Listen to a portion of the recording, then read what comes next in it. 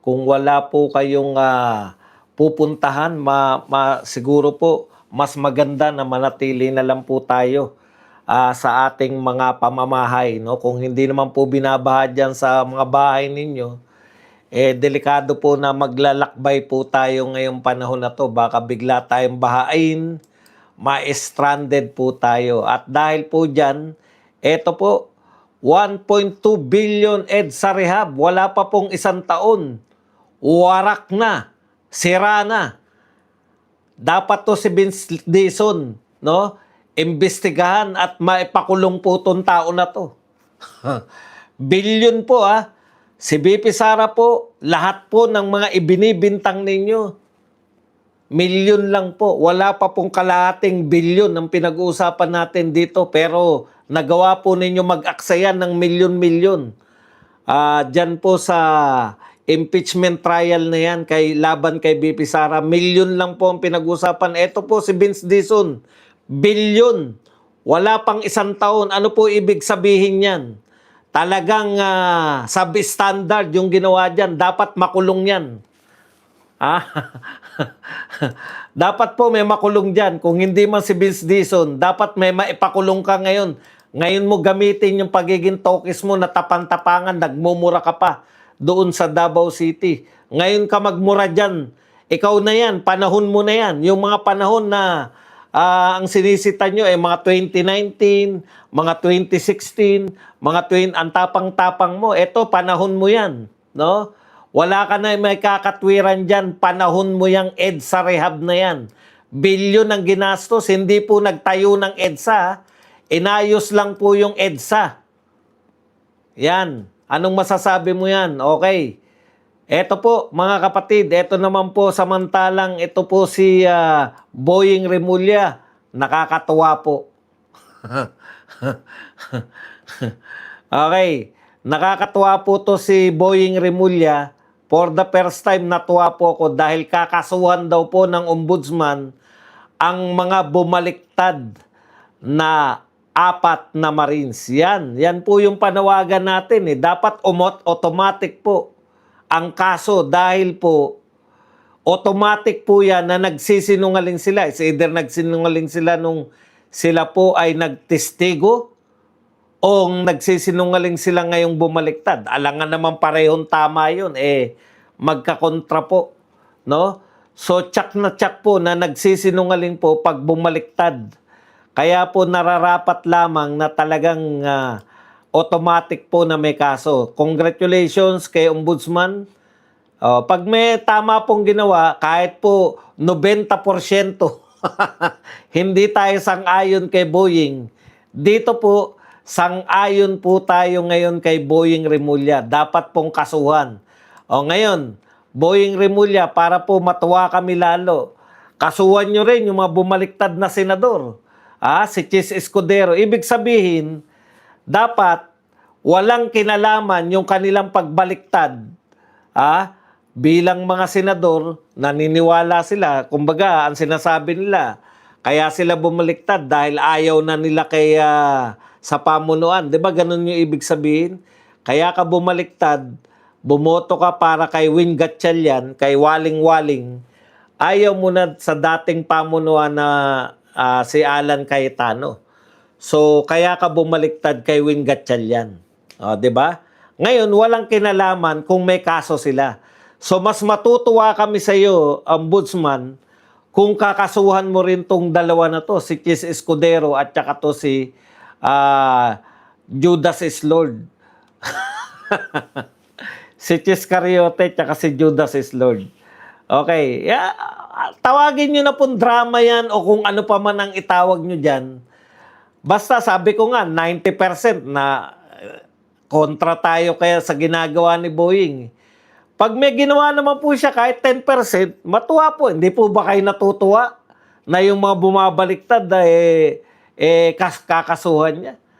Kasuhan mo rin si Chis Cariote at saka si Judas is Lord. Kasi para po pag nakasuhan nyo po yung dalawa na yan, isa lang po ibig sabihin yan, talagang kayo ay independent, kayo sa Malacanang. Akalain nyo, gusto nilang gusto nila na mapatalsik si Alan Peter Cayetano. Tapos, yung mga bumaliktad, may kaso pa rin. Nako, ang saya po namin. Masaya po yan. Okay. Ito naman po, si Sandro Marcos. Nagsabi po na napakarami raw kondisyon ng mga Duterte. Yan, Duterte admin, maraming hininging kondisyon kapalit ng suporta kay BBM. Ayan, sa negosasyon po ay marami daw pong hiningi ang kampo ni Duterte, ni Pangulong Duterte, nung siya po ay presidente pa ng Pilipinas at tumatakbo pa lang si BBM, ang dami raw pong hininging kondisyon para po suportahan si BBM. At syempre, ito po, sabi po ng mga fans club ni Leni Robredo, she has not declared that she will run. Why are DDS scared? Takot daw po tayo kay Leni Robredo. Hindi pa nga nagdedeklaran tumakbo. Utot nyo, hindi po kami natatakot kay Leni Robredo. Ang gusto nga namin, ma-one-on-one na lang. Leni versus BP Sara na lang eh. Yan po ang mga pag-uusapan natin. Pero bago yan, kung bago ka pa lang dito sa ating channel, mag-subscribe ka na. Dahil ito lang ang tanging channel na may kinikilingan, may pinapanigan, una sa balita, huli sa impormasyon, kaya ano pang hinihintay nyo? Pindot na, okay. Pag-usapan natin kagad mga kapatid, unahin na po natin itong si Leni Robredo. Si Leni Robredo po, hindi pa raw po nagdedeklara na tatakbo bilang presidente. Takot na raw tayo. Anak ng tinapay na. Sa totoo lang po, wala po kaming kinatatakutan na presidential candidate. Sa akin nga, para masabi, para may laban-laban kayo. Lahat ng mga ibang presidential candidate, suportahan nyo na lang po si Leni kasi siya naman po ang pinakamatatag. O kaya mag-tandem na kayo, si Rap Tulfo. O mag-tandem pa kayo kasi second at third yan, di ba? BP Sara, tapos second at third, si Rap tsaka to si Leni Robredo. Wala kaming pakialam. Hindi po kami natatakot sa inyo. Dahil ang lahat po ng tao alam na kayong lahat ay kakampi ni Marcos. Alam po ng mga mamamayang Pilipino na lahat kayo ay kakampi dito sa administrasyon na to. Sa administrasyon na kung saan nakamtan natin ang pinakamalaking utang, pinakamalaking korupsyon, laking budget pero wala pong napapakitang proyekto, no? Pinakamatindi na korupsyon, pinakakonting pumapasok na turista, pinakakonting pumapasok na foreign investment, pinakamaraming nabentang asset ng gobyerno. Yan po ang katangian. Ngayon po, may dalawa na naman po record. Dumagdag na naman po ang unemployment. Ang dami na pong unemployed ngayon. Walang trabaho sa Pilipinas. At saka isa pa po, yun pong pinakamababa na pagtaas ng ekonomiya, 2.3.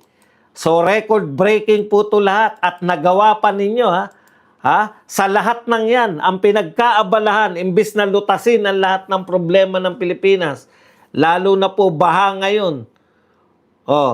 Baha po sa Metro Manila, baha po sa La Union, na yung congressman po nila dyan ay pangunahin pong bumabanat pagbaha po sa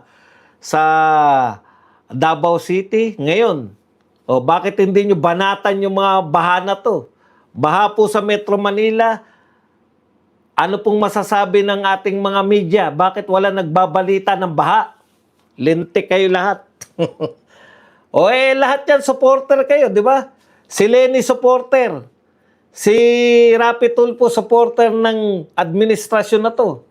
Bakit kami matatakot sa inyo? Sa tingin nyo ba natutuwa yung tao sa administrasyon na to?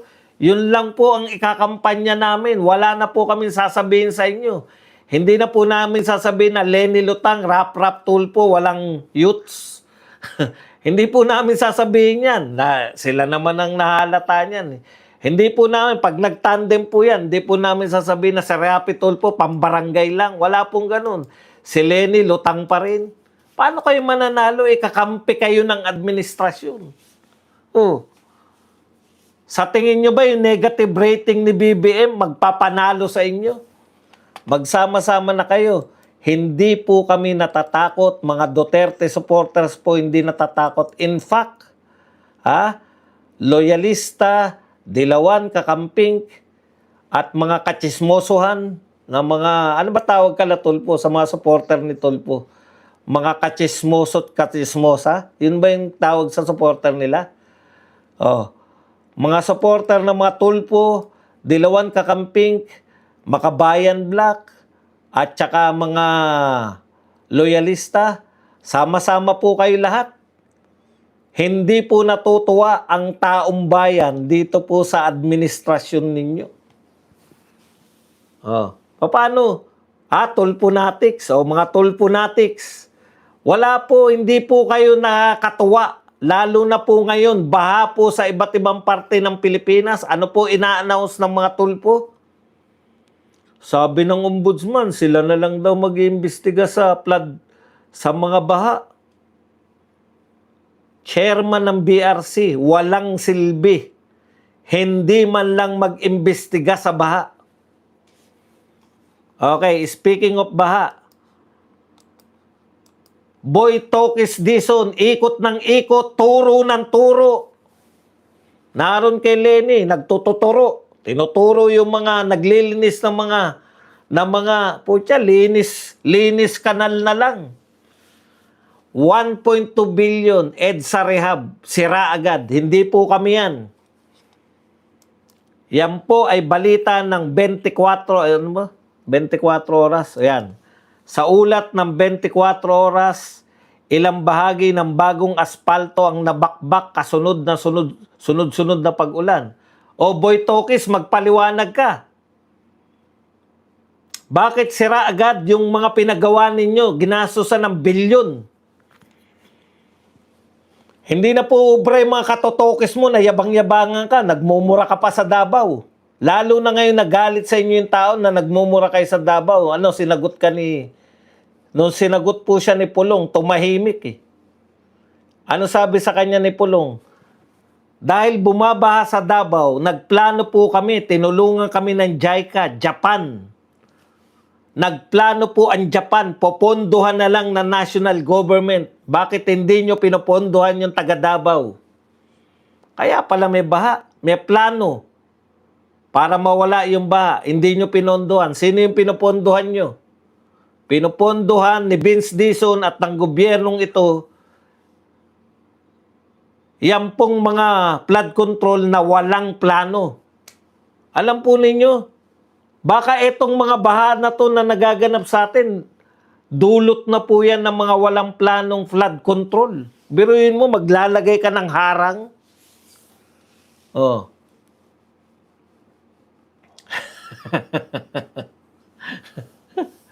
Magsama pa kayo, Tulfo tsaka Lenny. Buti nga yun eh. Buti nga yun, magsama na kayo. Ang nakakahiya po, wala man lang sa kampi ni... Panay mga tagalabas yan. Yung Tulfo, may sariling ano yan, sarili yan. Yung mga Lenny, si Lenny Uts, meron sariling grupo yan. Yung mga dilawan at kakamping. Magsama-sama pa po kayo. Tapos lakasan nyo rin ang inyong mga line-up. I-line up nyo sa senator nyo si Shell Jokno tsaka si De Lima kasi mahuhusay daw sila eh. Isama nyo na si Lorna Kapunan. Sama-sama na lahat para isang laban na lang, one-on-one. Wala nang ibang pagpipilian, magsama-sama na kayo. Paano kayo mananalo kakampi nyo itong gobyerno na to? O, babaliktad kayo pag malapit na eleksyon. Hindi po wag po kayong pumayag. Wag kayong pumayag na babaliktad sila pag malapit na eleksyon. para kumuha ng boto ninyo. Huwag kayong pumayag. Oh. Kasi mga baliktarin naman yung mga dilawan na yan eh. Tsaka sila bibira kay Marcos para kunwari ano sila, pabida. Alam na natin yung mga diskarte na mga yan. Okay, punta na tayo rito. Vince Dizon, magpaliwanag ka. Anong ginawa mo sa pera? Okay, punta na tayo rito. Bakit sira agad ang EDSA? Binaha eh. Anong binaha pinagsasabi mo? Ibig mo sabihin, nagpagawa ka ng kalsada na hindi mo ine-expect na uulanin? Hindi po pwede yan. Ang pinag-uusapan po natin, Ghost Project and Substandard Project, yan ang nilalabanan natin. Tapos ikaw magpapatayo ka, bagong-bago po yan. Yan na nga pinakamalaki nilang proyektong nakikita, yung EDSA Rehab eh. Wala naman tayo nakita mga flood control projects eh. Sabi ni BBM, meron naman na overwhelm lang.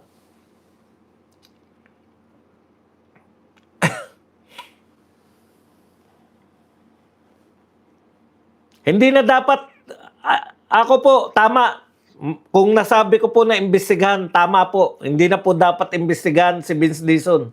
Dapat kulong na kagad. Linti ka, ba't imbestigahan pa yan? Yan na nga ang sentro ng problema natin. Substandard project.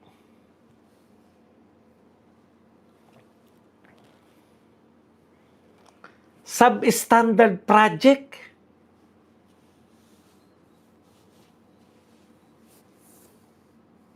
Vince Dizon, dapat may pananagutan ka na yan.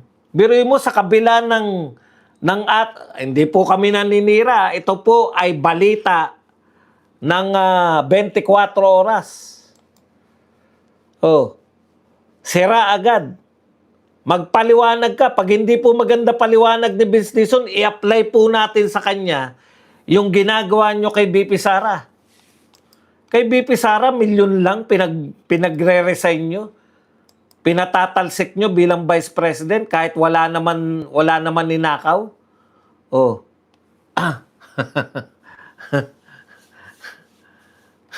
Hindi. Ako po, relax lang po ako. Ganito lang talaga dahil hindi ako nakapag-vlogs kagabi.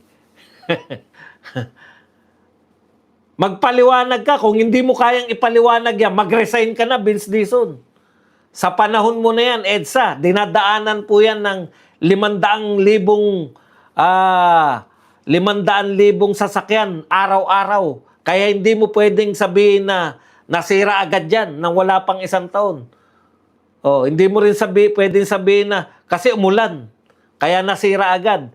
Tama na yung mga yabang-yabang mo na mga pamura-mura ka pa sa mga kung saan-saan lugar. Eto po, magbayad kayo, mag-resign ka kung hindi mo kaya, o mag-resign na kayo lahat. Biruin nyo, nasa gitna tayo ng mga binabahay yung mga flood control. Pinag-uusapan natin yung mga ninanakaw ng mga tao riyan. Tapos sasabihin mo sa amin na gumastos tayo ng bilyon dyan sa EDSA. Repair lang, repair. Tapan lang. Sira agad. Yan. Tapos wala na naman pwedeng managot dyan. Hanggang ano lang po ba? Hanggang 9 na buwan lang ang itatagal ng inyong pinapagawa?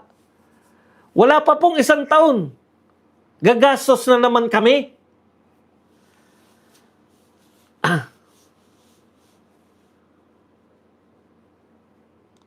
Pamura-mura pa kayo dun sa ano. Ito po, main highway po to ng Pilipinas, EDSA.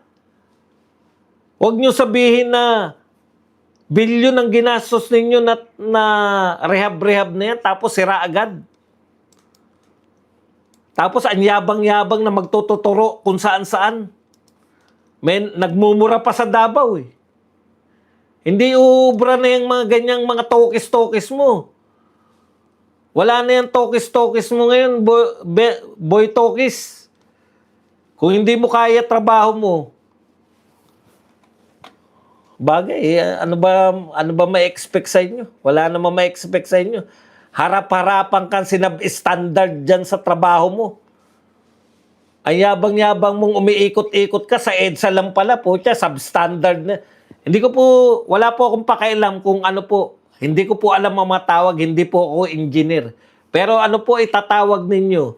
Sa wala pang 1 taon, sira na agad. Anong tawag dyan? Good quality? High quality ba tawag dyan? Hindi na po kami ngayon. Sa ginagawa po ninyo sa mga Duterte, wala pong katuturan. Biruin nyo pinagsasabi nila, hindi po ninakaw ni BP Sara. Masama yan, bumili ka ng gamot.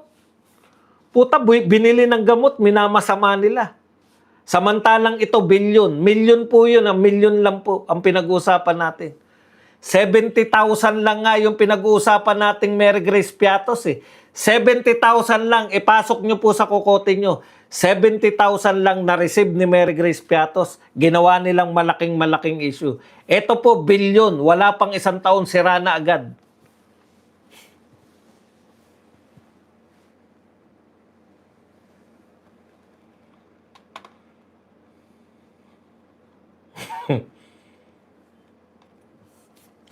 Hindi po, wala pong, ang dati po nating pinoproblema, yung mga ginagawang kalsada, sa mga probinsya pa to, hindi pa po sa EDSA, yung mga ginagawang kalsada, wala pa pong 3 taon, sira na para pag bagong congressman, bagong mayor, bagong gobernur, may maipapagawa na naman. Kumbaga, ang sukatan po natin, bago matapos yung termino, masisira na agad para yung papasok na bagong budget, may panggawa sila, di ba? Ito po, wala pang 1 taon. Sira na agad. Ganyan kalupit to si Boy Tokis Dizon. Hindi na po kami ngayon kasi nakikita namin ginagawa ninyo eh. Wala namang ninakaw na pera si BP Sara. Gusto ninyong tanggalin. Pero ito, babaliwalain nyo lang yan. Bilyon po yung ginastos natin sa EDSA na yan. Babaliwalain lang nyo dahil si Tokis Dizon, siya po ang DPWH. Wag na yung iba kasi hindi naman namin napuntahan yun eh. Ito lang po, EDSA, dinadaanan namin araw-araw. Sobrang nakakagalit tong mga to. Kung mga kantsaw kayo sa mga, yung pala hindi nyo binadgetan yung flood control ng Davao. Tapos umaangal kayo. Yung sinasabi nyo pong bilyon na budget ni Pulong, hindi po yun flood control. Malalaki pong pagawain sa Davao City. Dumalaw po kayo doon. Ituturo nila sa inyo. Ano po patunay? Ang dami na pong nag-imbestiga sa Davao. Kasama nga si Mayor Magalong, nag-imbestiga ng mga gagamba, di ba? Oh. Umakyat ng bundok, nag-imbestiga ng mga gagamba. Wala nga sila nakitang kapalpakan dun eh. Sinisisilin nila yung baha. Nung nagsalita si Pulong, meron kaming plano, tinulungan kami ng JICA, Japan po yun, tumulong sa amin para magplano, hindi nyo pinondohan. Biglang kambyo si Dizon eh. Huwag na tayo magsiraan. Matapos ka magmura-mura, huwag na tayo magsiraan, magtulungan na lang tayo. Oh. Ayan, tulungan mo yung mga taga-EDSA. Magpaliwanag ka ngayon, bakit nabakbak agad yan? Bakit sira agad? Punta na po tayo rito. Ito po, natutuwa tayo kahapon lang. Ito po, topic ko kahapon eh. Sabi ko kahapon, hindi ubra na yung mga tumitistigo, biglang bumabaliktad, tapos wala po silang nahita. Tama po to. 90% ng ginagawa ng ombudsman, hindi tayo sang-ayon. Ito po, sang-ayon tayo. Tama po yan. 4 na eksundalong bumaliktad, kakasuhan, bilang co-accused ayon kay Ombudsman Remulla. Napasama pa yung pagbaliktad ninyo. Ngayon, akusado na kayo. Co-accused na kayo ni Martin Romualdez. Ayan, kakasuhan. Ito malupit dito. Baka makalaya na yan si Romualdez dahil maraming pera. Parang yung nangyari kala Napoles, di ba? Si Napoles nakasuhan, hanggang ngayon nakakulong. Yung mga yung mga senador at mga congressman na sinasabing mga kasabwat niya, laya na po lahat ngayon. Si Napoles nakakulong pa rin. Ang malupit po nito, yun pong mga 14 Marines, ang kaso lang po nila, yung natitira pa, ang kaso lang po nila, kung di ako nagkakamali, mga perjury at saka lang, di ba? Perjury at saka cyber libel lang po. O, eto po, ngayon, yung 4 na bumaliktad, co-accused na kayo. Kasama na kayo rin sa kakasuhan na nagnakaw, bahagi na po kayo ng sindikato ng nagnakaw ng flood control. Ayan. So, hindi po kami po naniniwala dyan sa kaso. Oo, dahil co-accused sila eh. Ang problema nila ngayon, eto po, real talk tayo. Ang problema ninyo, plunder po yung kinakaso dyan. Ayan, basahin po natin. Sabi po ni Boying Remulla, kasi yung 18 Marines, original 18 na ngayon ay 14 na lang, ang sinasabi po nila, kami po nag-deliver sa ganun-ganun, di ba? Nagde-deliver sila ng pera. So talagang sila, inutusan talaga sila na nagde-deliver ng ano. Kaya yung mga pinag-deliveran po nila, yung mga sinangkot po nila, yung mga sinabi nila na nagbigay kami kay ganun, hindi naman nila pwedeng kasuhan itong mga to ng plunder itong mga to kasi hindi naman sila involved eh. Di po ba? O kunwari, sino ba yung mga napagsabihan? Halimbawa po, sino ba yung nagkaso sa kanila? Si Trillanes, di ba? O, tumistigo sila na si Trillanes ang napagbigyan yata, di umano, ayon dito sa mga to, dun sa ICC, di ba? Nagpapalit sila ng dollars, etc. na makakarating sa ICC. Yun yung ano nila. So, sasampahan kayo ngayon ng kaso ng cyber libel. Kasi, yun lang ang concern ng tao eh. Dinawit nyo siya eh. Hindi kayo pwedeng sampahan ng kasong plunder. Kasi, siyempre, wala namang kinalaman yung tao eh. Halimbawa, sino pa ba yung mga tinuro nila? Si Tito Soto o kaya si Erwin Tulfo pag nagsampa. Si Erwin yata nagsampa, di ba? Tama ba? Si Erwin yata ang nagsampa ng kaso ng cyber libel. Hindi ko alam direkta kay Trillanes kung ano yung kinaso ni Trillanes eh. Eto, kunwari si Erwin Tulfo, hindi pa siya pwedeng magkaso sa kanila ng plunder kasi wala namang kinalaman dito si Trillanes tsaka si Tulfo. Dapat pala, dito lang din natin natuklasan, apektado ka bago mo sila kasuhan. Okay lang po yan. Alam nyo, may iba po akong pananaw dyan eh. Kayo po, kung sa tingin nyo, drama lang yung ginagawa ni Ombudsman, okay lang po. Kahit ba magdrama sila, basta may kaso eh. Gusto lang naman natin makasuhan niya si Martin eh. Gusto niyo ba wag magdrama, walang kaso? Ako gusto ko magdrama, may kaso. Oh. Hindi po, napahiya po rito si ano eh.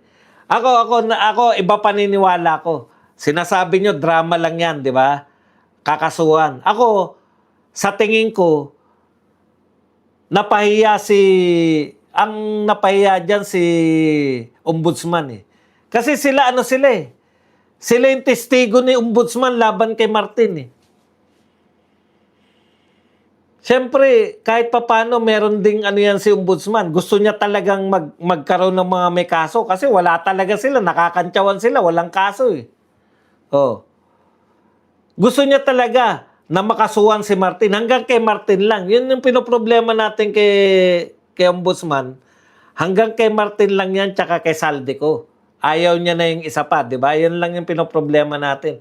Napahiya siya. Ba't kayo babaliktad? Puta, kakasuhan ko kayo. O di na, ang bigat na ng kaso nila.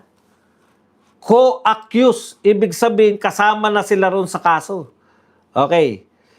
Kakasuhan bilang mga kapwa-akusado ang 4 na dating sundalong bumawi sa kanilang mga naunang sinumpaan sa Laysay. Kaugnay ng umano'y maleta deliveries ayon kay Ombudsman Jesus Crispin Boying Remulla. They will be charged as part of the accused. Napati.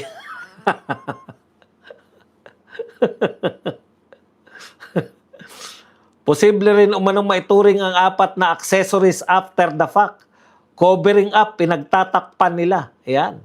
Iginit din ni Remulla na hindi otomatikong napapawalang bisa ang recantation.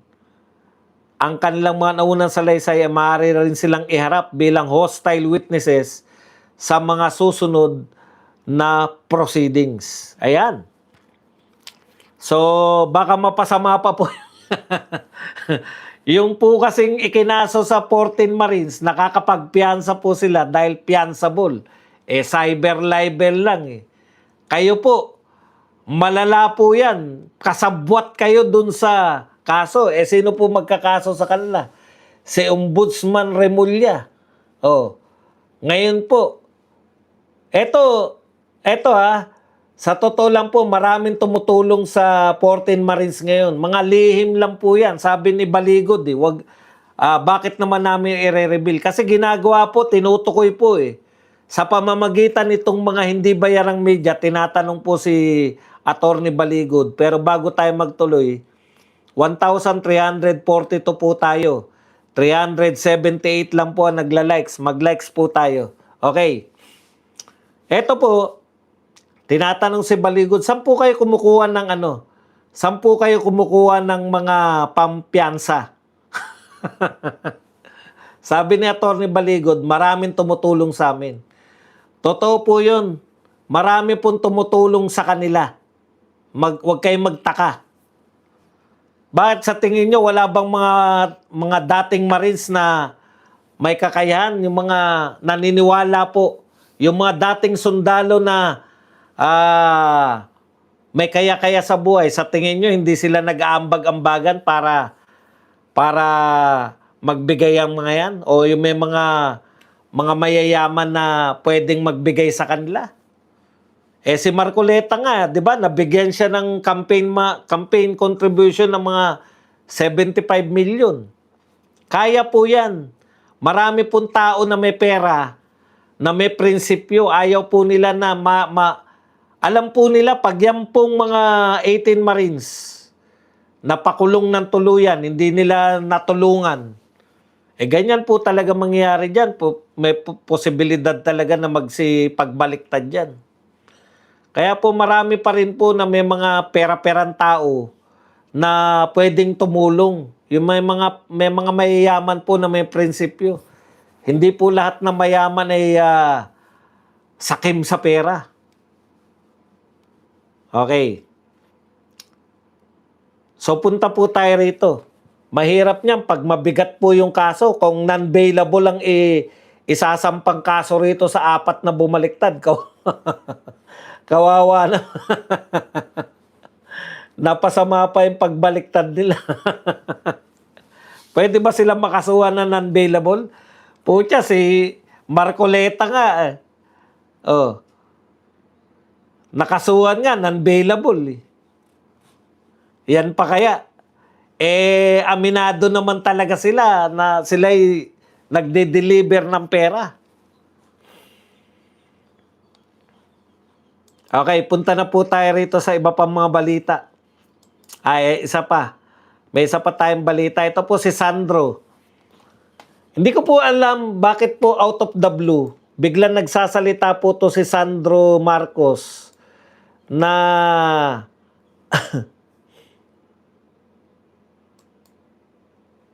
tungkol po dito sa sa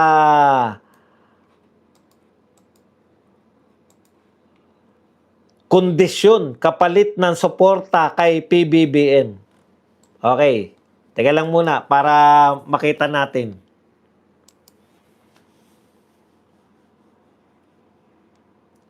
Okay, ito po ayon po kay Sandro Marcos sa isang panayam sa DCMM, binulgar ni Sandro Marcos na ang kampo ni dating Pangulong Rodrigo Duterte ay humingi ng impluwensya sa pagpili ng matataas na posisyon sa pamahalaan kapalit ng pag-endorso at pagsuporta kay Ferdinand Bongbong Marcos. Yan ha. Humingi daw po yung kampo ni Duterte ng para suportahan po ni Pangulong Duterte si Marcos na at that time ay kakandidato pa lang o kandidato pa lang, nagbigay po raw ng humingi po ng mga kondisyon. Alam po ninyo, eto nakakatawa, no? Anong gusto mong palabasin, Sandro Marcos? Masamang tao? Masamang tao yung mga Duterte? Sila ang dahilan bakit nasira yung unity team? Wala na po kaming pakailam dyan lahat. Wala na po kayong mas worse. Wala na pong mas worse na gagawin ninyo sa pamilya Duterte na mas worse pa sa pagpapakulong sa kanya sa dahig. Eto, sisiraan nyo sila ng salita. Hindi naman po paninira yan. Lahat po, no? Lahat po ng tinatawag nating na humihingi kayo ng pabor para suportahan. Normal po yan, may concession kayo. Normal po na hihingian kayo. Di ba? Natatandaan ko po yung mga makakaliwang grupo. Ganyan po sa politika. Kaya pag hindi po matatag ang sikmura nyo sa politika, hindi po talaga kayo po pwedeng mga politiko. Normal po yan. Siyempre, susuportan. Lalapit ka sa politikong influential. Kunwari, lalapit ka sa isang governor ng isang probinsya. Hindi po sa buwatan ang tamang termino dyan. Okay. Halimbawa, lalapit ka sa sino ba ang pinakamalaking boto? Cebu. Liligawan mo yan. Yung governor ng Cebu. Di ba? Tapos sige, bakit naman kita susuportahan? Sasabihin naman ng taga ng Cebu governor. O wag na tayo magpangalan ng basta isang governor ng mga probinsya. Lalapit ka, politiko ka, tatakbo ko. Tatakbo ko na suportahan mo naman ako. Ano naman mahihita ko diyan? Hindi po personal. Dito po pag ako po sinuportahan nyo, magbibigay po ako ng proyekto sa Cebu. Ano po masama dyan? Wala naman po yan. Kinakailangan may mahita ako sa pagsuporta sa iyo. Hindi po personal. Wala naman sinabing personal eh. Ang sinasabi po ni Sandro Marcos, nanliligaw sila. So, totoo ngayon, inaamin nyo na nanliligaw kayo sa suporta ng mga Duterte. Di ba? Kayo ang nanliligaw talaga. Kaya mali yung pinalalabas na ng mga supporter nyo na kayo nagpanalo kay BP Sara. Kayo talaga nanliligaw sa mga Duterte. Presidente ng Pilipinas yan eh. Kung natatandaan nyo po, si Tatay Digong, sinuportahan po yan ng makakaliwang grupo noon. Kaya meron po siyang inilaan. Binigyan niya po ng tatlong cabinet. Tatlong cabinet po yung makakaliwa. Yung DSWD, si Tagualo, yung Department of Agriculture, tsaka Department of Agrarian Reform. Ganyan po talaga ang namumulitika. Nakikipag-alliance building ka eh. May alliance eh. Gusto nyo manligaw sa mga Duterte. Ngayon daw, hindi raw sila hinarap ni Tatay Digong, etc. etc. Malamang hindi talaga kayo hinarap. Kung ayaw ni Tatay Digong, at eto po, very vocal si Tatay Digong. Ayaw niya riyan, di ba? Pinagbintangan niya na nga noon pa eh. May kandidato tayo na adik. Hindi niya lang tinukoy. Ano ngayon? Presidente ng Pilipinas yan eh. Nanliligaw pa lang kayo eh. Ngayon, eto po, ang sabi ni Sandro Marcos, ang mga kondisyon daw ng Duterte camp, pagpili ng opisyal, sa kanila daw manggagaling yung executive secretary kay Duterte daw. Ikalawa, House Speaker daw, sa kanila daw magmumula yung House Speaker. Ikatlo, mga cabinet official. Normal lang po yun. Kilala nyo ba yung nililigawan nyo? Presidente yan ng Pilipinas. Normal yan. Kaya siguro kayo hindi hinaharap dahil hanggang sa huli, gusto pa rin ni Tatay Digong na tumakbo ng presidente, anak niya. Nung alam niya na hindi natatakbo, si Bongo ang presidente ni Tatay Digong, kung hindi nyo po alam. Siya po ang diniklara ni Tatay Digong na presidente niya. Umatras lang talaga si Bongo. Hindi natin alam kung kailan nila hinihingi ito.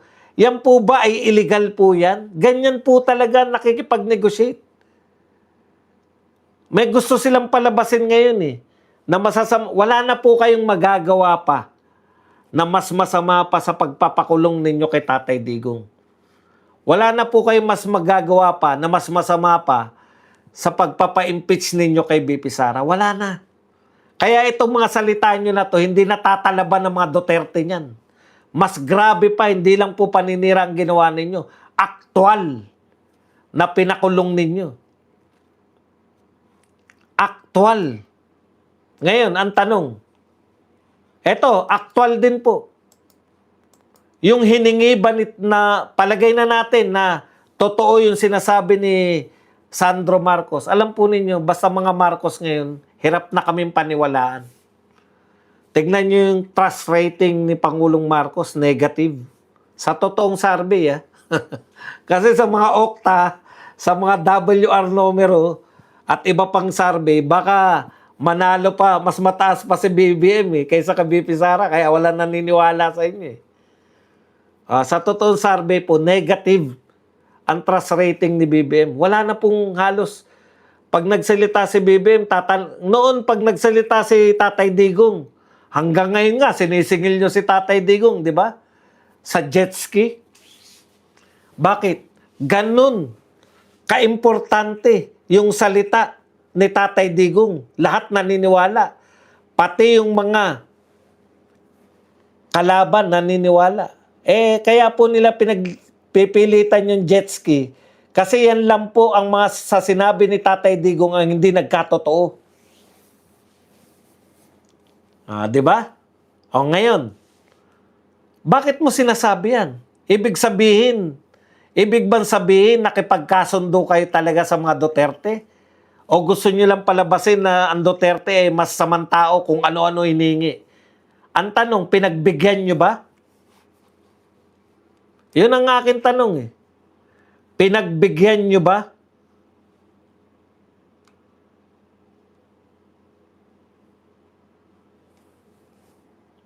Ang executive secretary ba ay galing sa kampo ng mga Duterte? Hindi. Ang executive secretary ay si Rodriguez na campaign kasama na po sa kampanya ni Marcos. Kaya nga kingmaker daw siya, di ba? Sabi niya. Okay. Sa panig nyo, ang House Speaker ba ay galing sa mga Duterte? Hindi. Dahil si Martin Romualdez galing sa inyo Ang mga cabinet official pa galing sa mga Duterte? Meron. Si Sara Duterte, DepEd.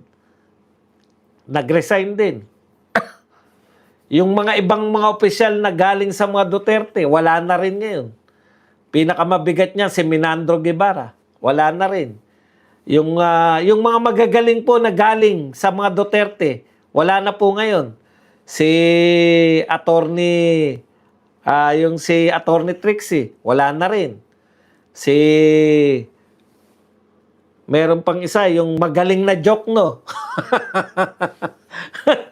Dalawa yung Jokno, di ba? Yung magaling na Jokno. Yung may award talaga, yung mahusay. Yung Benjamin Jokno, wala na rin. Tinanggal nyo rin. Pinalit nyo si Recto sa finance. So yung mga galing sa Duterte na magagaling na nilagay nyo dyan, wala na po sila lahat. Ano yung sinasabi mo? Para saan yung sinasabi mo? Pwede namang humiling talaga dahil kayo po nanliligaw. Sandro Marcos, ipagpaumanin nyo, kayo ang nanliligaw. Pwede po ba namin makuha yung suporta ng presidente? O eto mga kondisyon namin. Ang tanong, yan ba mga kondisyon na yan, nasunod ninyo? Bakit nyo sinusumbat ngayon? Hindi nyo naman sinunod. Di ba? Wala naman kayo sinunod doon sa mga kondisyon eh. Si Martin, sabihin nyo ba galing sa Duterte? Bakit ka nanunumbat ngayon? Gusto mo bang palabasin na ang dahilan kung bakit tayo lubog sa utang? Ang laki ng inutang natin kaysa sa panahon ni Duterte na mayroong build. Kitang-kita mga proyekto na nagkaroon ng tinatawag nating pandemic na malaki talaga ang totoong ginasta. Mga kapatid, 1,600 tayo. 500 lang po nagla-likes. Yung pinakamalaking korupsyon. Dahil ba yan sa panliligaw nyo sa mga Duterte? Sagutin nyo po yung mga totoong problema ng Pilipinas. Congressman Sandro, hindi yung mga isisisi nyo na naman sa mga Duterte ang lahat. Di ko po maintindihan kung bakit po binabanggit nyo pa rin yung mga Duterte. Hindi nyo naman sila pinagbigyan. Pwede mo bang isumbat yung hindi nyo naman ginawa?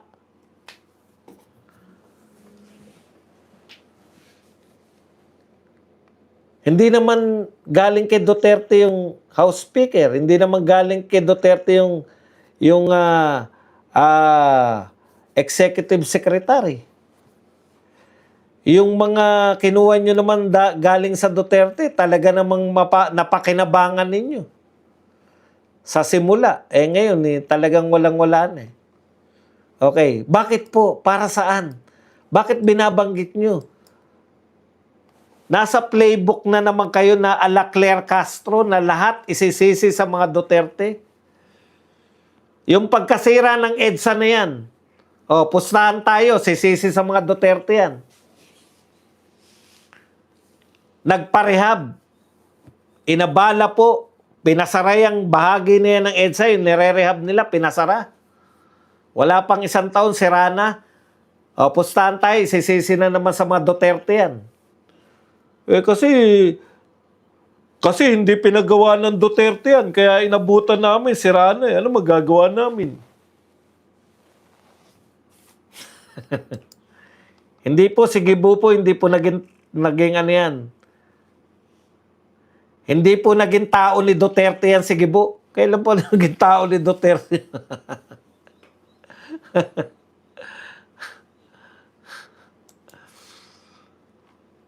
Kaya nakakalungkot kasi ayaw nilang harapin yung problema ng baha. Wala na po yan. Wala na interest dyan kay Lorna Regla Kapunan. Hindi na po kami interesado kung rereglahin ba si Kapunan o totoyoin si Kapunan o kung ano niyang panonoorin na sini. Wala po kaming pakialam dyan. Ang gusto po namin, may makulong Vince Dizon. May makulong dyan sa substandard na EDSA rehab. Panahon mo na eh. Sasabihin ni Dizon, pinatigil ko na kasi yung flood control nung panahon ko eh. Sige. Sasabihin mo kasi, hindi ko naman panahon yung eto na lang, panahon mo to. Kinakailangan may makulong dyan. Sobra-sobra na kayo. Bilyon na naman ng ginastos dyan, wasak agad. Wala pang 1 taon.